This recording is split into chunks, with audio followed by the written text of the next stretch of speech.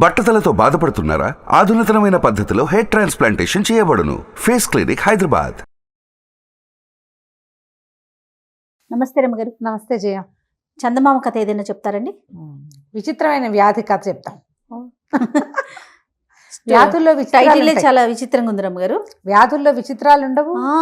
కొన్ని జబ్బులే ట్రికీగా ఉంటాయి. కొంతమంది ట్రికీ బిహేవియర్ తో దాన్ని జబ్బుగా పరిణమింప చేసుకుంటారు. ఈ మధ్య కాలంలో అయితే మరీ ఎక్కువైపోయినాయండి. అసలు అది ఎందుకు వస్తుందో తెలీదు. అది జెంటికల్ గా వస్తుందా లేకపోతే మన అలవాట్ల వల్ల వస్తుందా, ఏ రీజన్ తెలియదండి. విచిత్రమైన జబ్బులు రమ్మగారు. అవును, ఆటో ఇమ్యూన్ డిసీజెస్ అంటారు. ఎందుకు వస్తుంది? పిల్లలు చూస్తే చక్కగా ఉండగా శుభ్రంగా పళ్ళల్లే ఉంటారు. సడన్ గా వాడికి ఏదో జబ్బు చేస్తుంది. ఎందుకు అలా వచ్చిందో ఎవరికి తెలీదు. ఓహో, డబ్బులు ఖర్చు అయిపోతాయి, పిల్లలేమో వెళ్ళిపోతారు, అమ్మ నాన్నలకి పాపం. అవునండి, లోకాన్ని మిగిల్చి వెళ్ళిపోవటమే. అబ్బో, పెద్దవాళ్ళకు కూడా అలాగే వస్తున్నాయి క్యాన్సర్. పేర్లు చెప్పకో, ఆ పేరు ఎత్తుకోకూడదు. అసలు భయం వేస్తోంది. ప్రతి పక్కింట్లోనూ ఉంది.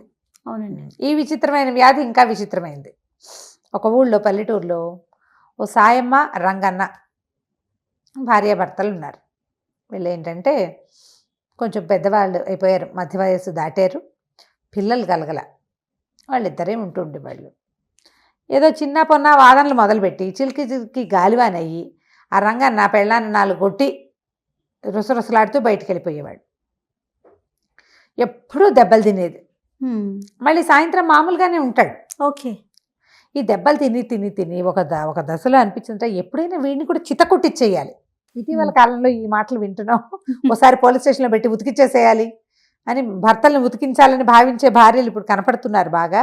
పాతకాలంలో కూడా ఉండేవాళ్ళు. ఎవరైనా సరే వీడిని తంతే గానీ ఆ తన్నుల నొప్పేంటో వీడికి తెలీదు. ఇంత వయసు వచ్చింది, ఇంకా నేను దెబ్బలు తినాలా అలా అనిపించేది. ఊరికే కొట్లాడుకునేవాళ్ళు. చివరికి అది 4 దెబ్బల్లో పరిణమించి గొడవ సద్దుమణుగుతూ ఉండేది. ఒకనాడు ఇలాగే ఏదో భార్యాభర్త మాట్లాడుకుని ఆయన పెళ్ళాన్ని కవ్వించి 4 పిడిగుద్దులు గుద్ది అడవికి కట్టెలు కొట్టుకురావడానికి వెళ్ళిపోయాడు. ఆవిడ ఎప్పుడెప్పుడు అని చూస్తున్న అవకాశం ఆ రోజు వెతుక్కుంటూ వచ్చిందనమాట. ఏమైంది? అటాగా రంగాన్ని అటు వెళ్ళిపోయాక ఒక అరగంట గంట తర్వాత ఈవిడేదో మెల్లిగా లేచి ఇంట్లో పని చేసుకుంటుంటే జమీందార్ గారి పని వాళ్ళు ఒక 4 వచ్చారు. మంచి ఆజాన్ బాహులు, పాలేళ్ళు జమీందార్ గారి దగ్గర ఇంట్లో ఉన్నారు. వీళ్ళ వాకిలు ఎలా ఉందంటే వీళ్ళ ఊళ్ళోకి ఎంటర్ అవుతూ ఉండగా ఉన్న మొదటి గుమ్మాలలో వీళ్ళదొకటి. వాళ్ళు ఊళ్ళోకి వచ్చి మిగిలిన గుమ్మాలు కాస్త గడియలు పెట్టున్నాయి బయట వైపు. పొలం పనులకు వెళ్ళిపోయి, ఇక్కడ పొలం పనులు లేవు వీళ్ళకి. ఆయన కొట్టలు కొట్టడానికి వెళ్ళాడు, ఈవిడ ఇంట్లోనే ఉంది. గుమ్మం జారేస్తుంది. దాంతో తలుపు కొట్టారు. కొట్టి ఈ ఊళ్ళో ఎవరైనా చిట్కా వైద్యులు ఉన్నారా అని అడగడానికి వచ్చారు.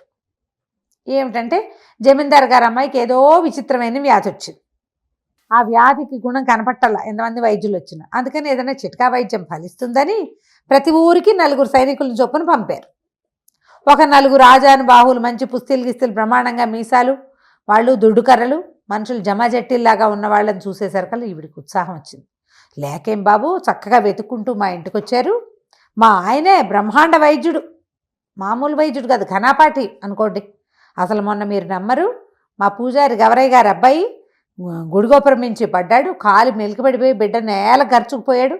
మా ఆయన ఏదో ఇంత తైలం ఎక్కడి నుంచి తెచ్చాడో పట్టించి రుద్దితే పిల్లాడు చూస్తూ ఉండగా కోతి పిల్లలే ఒక్క ఎగిరి లంఘించి ఎక్కేశాడు గోపురానికి మళ్ళీను. అట్లాంటి వాడు. అసలు చిట్కా వైద్యం అంటే మా ఆయన తర్వాతే ఇంకెవరైనా వీళ్ళ దగ్గర దొరికించడానికి చేసిందనమాట. వాళ్ళు ఏమన్నారు, ఏడమ్మా ఎక్కడున్నాడు అనేసరికల్లా కట్టెలు కొట్టుకు రావడానికి వెళ్ళాడు బాబు అని అన్నాక నాలికి కొరుక్కుంది. వైద్యుడు అని చెప్తూ ఏమని చెప్పాలి, మందులు మూలికలకి అని చెప్పాలి. చెప్పేసింది కదా. చెప్పేయంగానే వాళ్ళు అన్నారు, అదేంటమ్మా అంత ఘన వైద్యుడు అంటివి, ఆయన అటైటా వెళ్ళాడు, కట్టెలు కొట్టడానికి ఇంకెవరు లేరా ఏమిటమ్మా అంటే, అదేనండి మా ఆయన వింత, మా ఆయన భలే విచిత్రంగా ప్రవర్తిస్తాడు, అచ్చు కాపల్లే ప్రవర్తిస్తాడు, తల గుడ్డ కట్టుకుంటాడు, పంచె ఎగ్గడతాడు, పొలం కాపులు ఎట్లా పనిచేస్తారో అట్లా చేస్తాడు.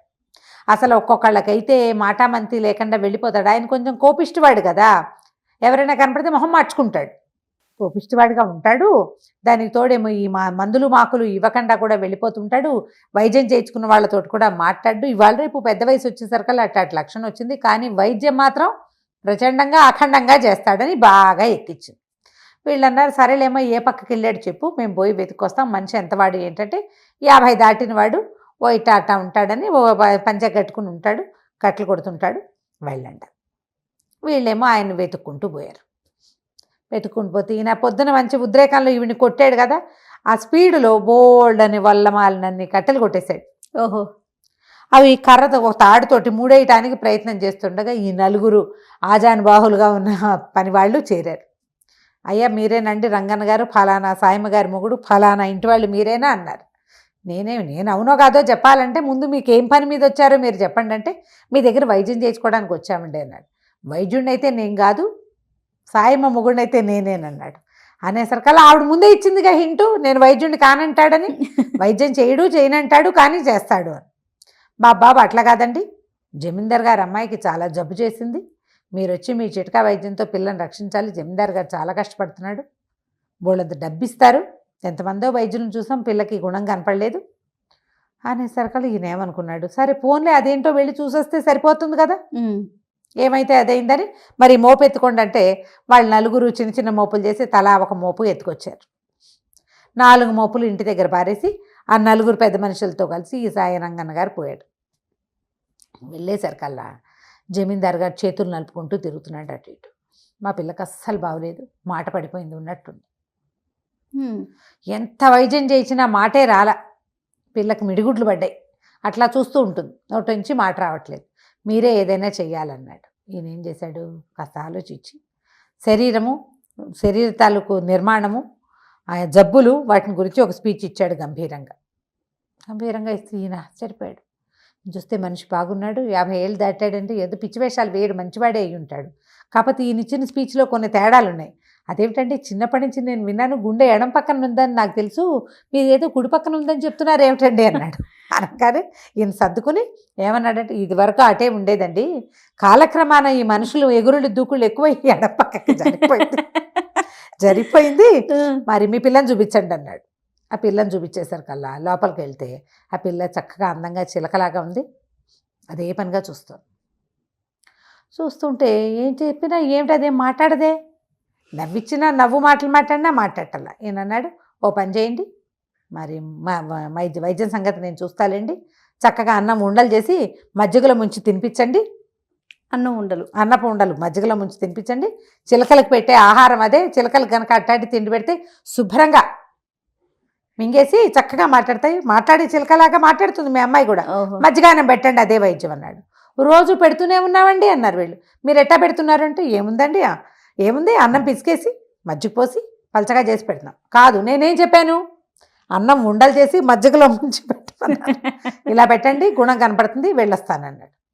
రాజుగారికి ఈయన పర్సనాలిటీ మీద, ఈయన మాట్లాడిన మాట మీద, ఈయన కంటి మీద గురి బాగా కుదిరింది.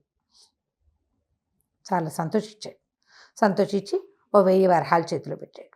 మీరు చెప్పినట్టే చేస్తాం, కాస్త అప్పుడప్పుడు వచ్చి అమ్మాయిని చూస్తూ ఉండండి గుణం కనపడేదాకా. ఈయన ఇంటికి వెళ్ళి పెళ్ళానికి చెప్పాడు, వాళ్ళు ధనం ఇస్తామన్నారు, ఏవో 1000 వరహాలు ఇచ్చారు, ఇంకా ఇస్తారట అంటే ఆశ్చర్యపోయింది. ఇదేం వైద్యం, నువ్వేం చెప్పావు అంటే ఏదో చెప్పానన్నాడు. మందేం వేసొచ్చో, మందేం వేయలా, మజ్జిగ అన్నం ఉండలు చేసి మజ్జిగలో ముంచి పెట్టమన్నానంటే నవ్వుకున్నారు ఇద్దరు. ఇంతలో ఏమిదో కుర్రాడు వచ్చి మీరేనా డాక్టర్, మా జమీందార్ గారికి వెళ్ళిన డాక్టరు అన్నాడు. అవును, నేనే జమీందార్ దగ్గరికి వెళ్ళాను, పిల్లకి మాట మంతి లేదు, చక్కగా ఉంది, చూపులకి చిలకలాగా, మాటల చిలకతనం లేదు దానికి అన్నాడు. అనేసరికల్లా కుర్రాడు అన్నాడు, మీ వల్ల ఏం కాదండి, మీరు ఏ మంది వేసినా ఆ అమ్మాయి మాట్లాడదు, ఎందుకంటే అమ్మాయి నేను ప్రేమించుకున్నాం, వాళ్ళ నాన్న ఇంకో పెళ్లి కుదిర్చాడు. జమీందార్ గారి బాధ ఏమిటి, పెళ్లి కుదిర్చాము, పిల్లకి మాట పడిపోయింది, పెళ్లి నాటికి మాటలు రావాలి అని చెప్పాడు ఈయనకి. ఈ రంగన్నకి చెప్పాడు ఆ మాట. ఈ కుర్రాడు ఏం చెప్పాడంటే, పెళ్లి కుదిర్చారు కాబట్టి అమ్మాయి మాట్లాడటం మానేసింది, ఇది జబ్బును పడిపోయింది కాబట్టి పెళ్ళి ఆగిపోయింది, సంబంధం వాళ్ళు సిద్ధంగానే ఉన్నారు, ఏనాడు ఈ పిల్ల జబ్బు కుదిరితే ఆ రోజు పెళ్లి చేసుకోవడానికి, ఆ జబ్బు కుదిరే జబ్బు కాదండి అనగానే ఆ రంగన్న అన్నాడు, ఎందుకు నాయన ఈ బాధ అంతా, నువ్వు రా నాతోటి అని చెప్పేసి 3వ రోజున ఆ కుర్రాన్ని వెంబడి పెట్టుకుని రాజస్థానానికి తీసుకుపోతే పిల్లని చూస్తానన్నాడు. మీరు చెప్పినట్టుగానే అన్నం పెట్టామండి, ఏం గుణం కనపడలేదు అన్నాడు. ఇప్పుడు కనపడుతుంది కాదండి గుణం, నన్ను లోపల పంపించండి అన్నాడు. ఈ అబ్బాయి ఎవరండి అంటే, మావాడే శిష్యుడని ఆ శిష్యుని వెంట తీసుకుపోయాడు లోపలికి. ఆ అబ్బాయిని చూడగానే పిల్లకి కిలకిల మాట్లాడటం మొదలుపెట్టి వాళ్ళ నాన్న లోపలికి వచ్చాడు. నువ్వు తెచ్చిన సంబంధం చచ్చినా చేసుకో తెలుసా నీకు అంది. అనేసరికి రాజు కొళ్ళు మండిపోయింది. చిచ్చి పాడిపిల్ల పిచ్చివాగుడు బాగుతుంది, ఏదైనా మందేసి దీన్ని నోరు పడిపోయేలాగా చేయమన్నాడు. అనేసరికి రంగన్న అన్నాడు, బాబు ఎందుకండి, ఈ పిల్లకి మాట పడిపోయిందే దీనివల్ల. ఒకవేళ ఇది వద్దంటే అమ్మాయి ఆ పెళ్ళే చేసుకోదు, మీ పరువు పోతుంది.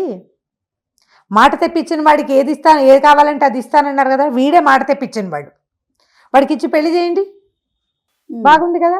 రాజుగారికి ఏం చేయాలో తెలియలే, పిల్ల నువ్వు నువ్వు చచ్చిన పెళ్లి నేను చేసుకోనంది. ఇక జమీందార్ గారు ఏం చేస్తాడు, ఈ లోపల దాసీలు వాళ్ళు వీళ్ళు వచ్చేసి చూసేశారు. ఈ కుర్రాడు ఎవరో వచ్చాడు, వాడిని చూడగానే పిల్ల చిలకలాగా మాట్లాడుతోంది. ప్రచారం అయిపోయిందా, ఈ మాట ఇప్పటికి పోదు కదా. సరే ఆయన ఏమనుకున్నాడు, అలా కానివ్వండి, సరే ఈ కుర్రాడి వల్ల మాట వచ్చింది కాబట్టి కుర్రాడికి ఇచ్చి పెళ్లి చేస్తున్నామని ప్రచారం చేయడానికి నిశ్చయించుకుని ఈ రంగన్న గారికి 10,000 వరహాలు బహుకరించి బట్టలు పెట్టి, బాబు సంతోషంగా ఉండండి, మీ వల్లే మా పిల్లకి గుణం కుదిరింది, లేకపోతే తెలిసేదే కాదు. సరే ఆయన ఇంటికి వెళ్ళిపోయాడు, పెళ్ళాన్ని చూపించాడు, చూడవే ఎంత డబ్బులు వచ్చినాయని. ఆవిడ ఏమందంటే, నువ్వు నన్ను కొట్టడం వల్ల నిన్ను తన్నించడానికి నేను ఏర్పాటు చేశాను, చివరికి ఇది డబ్బు సంపాదన మార్గంగా వచ్చింది, అమ్మాయి గారి విచిత్రమైన వ్యాధి మనకి ఇది వచ్చింది, నువ్వు నీ వ్యాధి కూడా తగ్గించుకో. ఇదివరకు సంపాదన లేక పని లేక కొట్టేవాడివి, ఇంత డబ్బులు వచ్చినాయి, చక్కగా 4 గొడ్డు గోదా పెట్టుకుని కాస్త ఇల్లు వాకిలి ఏర్పరచుకుంటే ఆ పని ఉంటుంది కదా. అవును, ఖాళీగా ఉండకపోవడంతో ఇంకా ఆయన ఎప్పుడు కొట్టలేదట, వాళ్ళిద్దరూ హాయిగా ఉన్నారు. కథ కంచుకి మనం ఇంటికి. చాలా బాగుందండి. నమస్తే. నమస్తే.